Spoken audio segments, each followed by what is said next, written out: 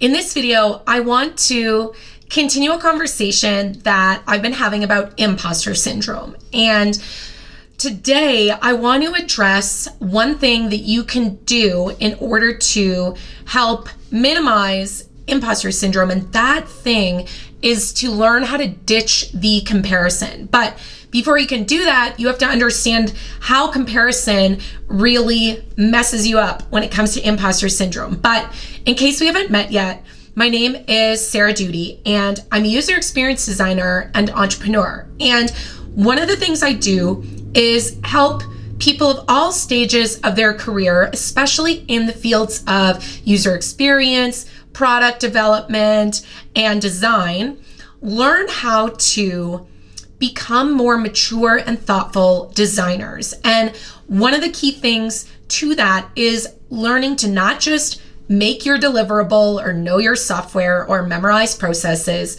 but it's truly to learn how to articulate your designs, articulate your projects and your design decisions, because it's not just what you did.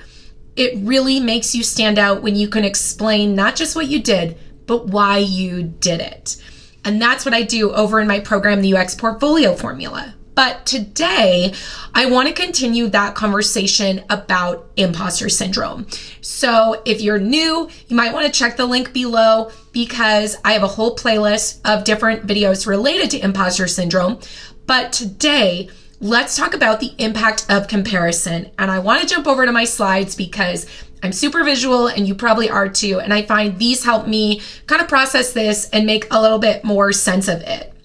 Okay, so we are on that strategy of ditching the comparison. So why is comparison so toxic to us? The problem is that when you are spiraling into imposter syndrome, you are seeing yourself from the inside and you're seeing others from the outside. And what does that look like? So in my visual here, I want you to understand that when you see ourselves from the inside, you are seeing your inadequacies and your doubts and your thoughts of being a fraud and things like that. And then when you kind of pop your head up and go look at what other people are doing because you're looking at their portfolio or you're seeing their posts on Dribbble or articles on Medium or their tweets of what they've been working on and things like that.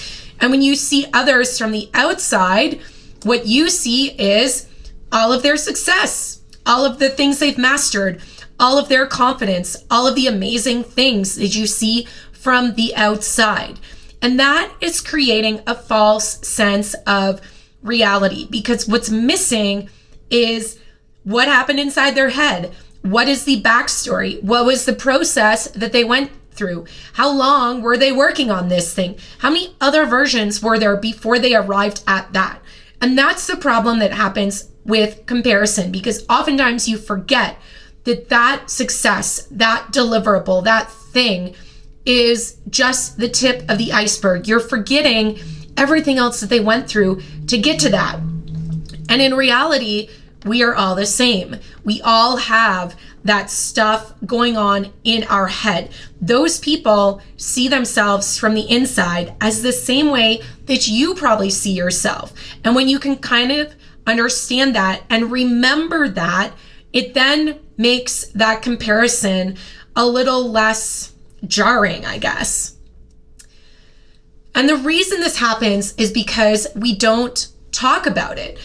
Who wants to share their struggle? Who wants to say, oh yeah, it took me 2 years to get to this, or I went through 7 versions before I got to this? It's maybe a little more common, but it's largely rare. No one wants to brag about their failures. You don't post, all of the bad things that happen on Instagram or Twitter and things like that. But I am really passionate about helping us start more of a conversation around this so that we are not comparing each other, but we're learning from our collective journeys and realizing that we all started somewhere and there is that struggle. There is that learning curve before you do get to that proverbial outcome or perfect deliverable or something like that. So for whatever you are working on, try to be really conscious of not falling into that trap of comparison. And if you do, just remind yourself that yes, you're seeing this external view, you're seeing it from the outside, but the reality is that we all have this internal dialogue that's going on in our heads, those feelings of inadequacy, of doubt, of fraudulence.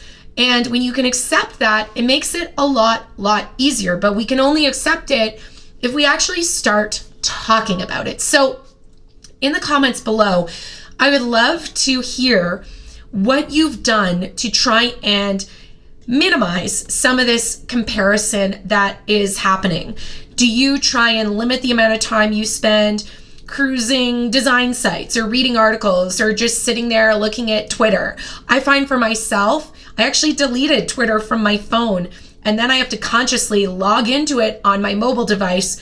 Or sometimes I tell myself I'm only looking at it, at this time in the morning or this time in the evening, so that it doesn't become a distraction, because we've all had those times when we get sucked in and the next thing we know, we're 20 minutes in and we've gone on kind of a Googling spree because we read that person's article and then they led us over here, and now we're watching this YouTube video and then we're reading this thing over here.